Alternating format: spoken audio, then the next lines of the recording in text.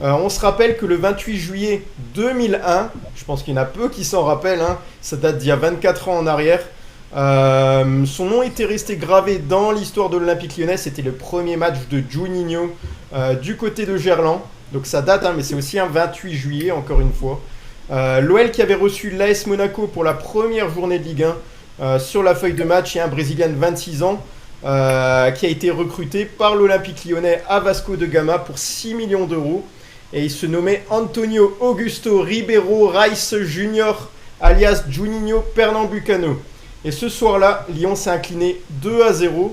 Et personne ne se doutait à ce moment-là que le milieu de terrain Juninho deviendrait un très grand joueur de football.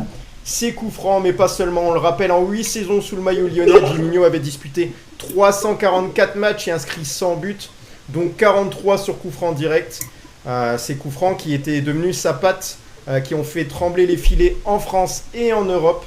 Voilà, au-delà des statistiques, c'est sa régularité, son intelligence de jeu et le sens du collectif qui ne sont pas passés inaperçus, hein.